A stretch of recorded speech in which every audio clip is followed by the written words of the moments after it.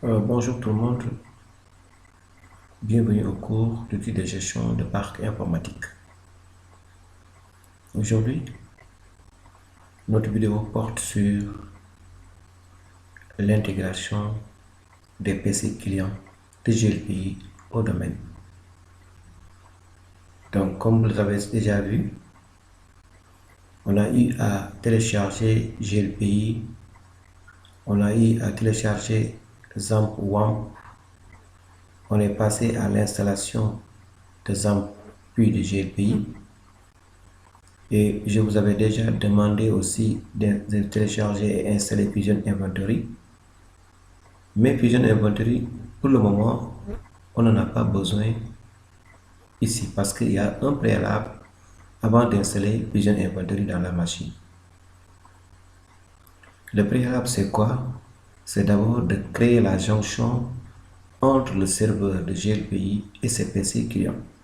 C'est-à-dire de les relier pour permettre au serveur de pouvoir communiquer avec ses clients et vice-versa. Raison pour laquelle aujourd'hui je vais vous montrer comment intégrer les PC clients au domaine.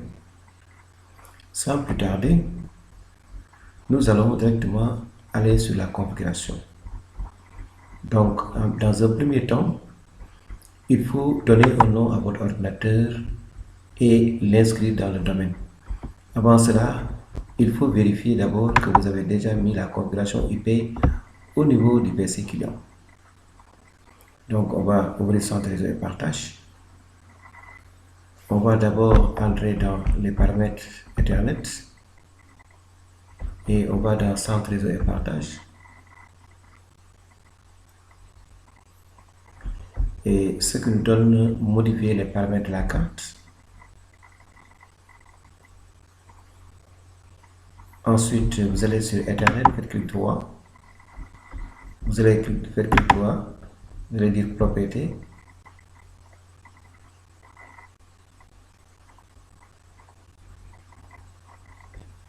Donc, dans propriété, vous allez dans protocole Internet version 4 et vous cliquez encore sur une autre propriété.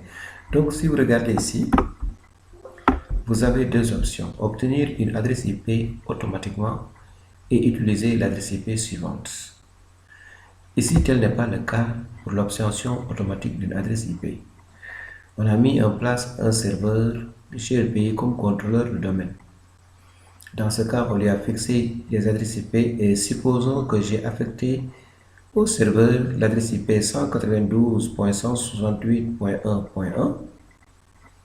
Donc, les PC clients peuvent continuer à utiliser le reste de la plage d'adresses du réseau.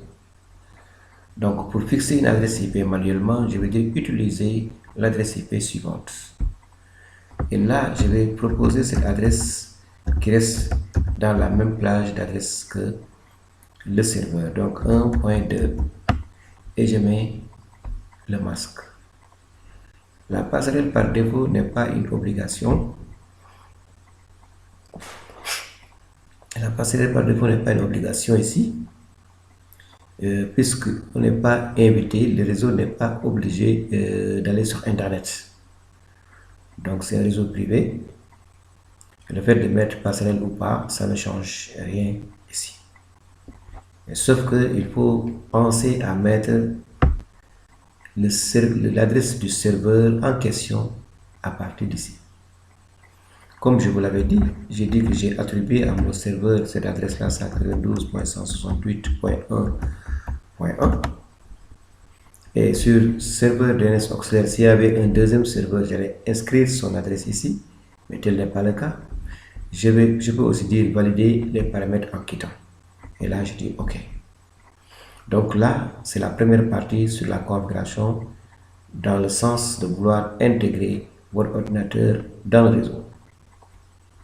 Une fois que vous ayez configuré cette partie-là, vous venez maintenant, vous mettez OK et voilà, la machine va redémarrer, mais vous venez maintenant ici. Tout ça, on a terminé.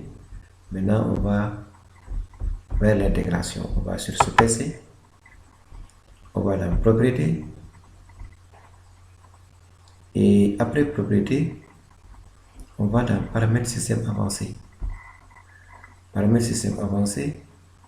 Après, on va dans l'ordre de l'ordinateur. L'ordre de l'ordinateur, après, vous allez dans modifier. Et c'est là il faut attribuer un bon nom à votre ordinateur. Il faut lui donner un nom correct qui pourra lui permettre d'être identifié dans le réseau. Maintenant, vous avez ici deux options, groupe de travail et domaine. Groupe de travail ici aussi ne nous intéresse pas pour ce TPI. Parce que groupe de travail concerne tout simplement quand il s'agit de réseaux sans serveur. On peut faire groupe de travail. Supposons pour certains qui ont déjà installé deux systèmes sur VirtualBox sans pourtant configurer un serveur, ils ont mis des Windows 7, Windows 10 ou bien Windows 8. Donc eux, ils seront concernés par le groupe de travail. Ils vont utiliser un groupe de travail pour permettre de relier les deux machines pour qu'elles communiquent. Mais si quelqu'un a déjà mis un serveur, a mis en place le serveur 2012, Linux et quelque chose comme ça, lui, il sera intéressé par le nom de domaine. Donc, il faut cocher le domaine et vous inscrivez ici le nom de domaine. Une fois cela, vous cliquez sur OK et automatiquement, vous allez recevoir un message de bienvenue au domaine tant.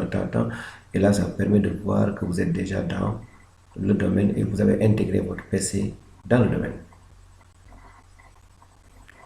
Merci de votre attention et je pense que après la vue de cette vidéo, tout le monde pourra en mesure de réaliser ce TP, c'est-à-dire parvenir à intégrer son PC client au domaine existant dans sa machine.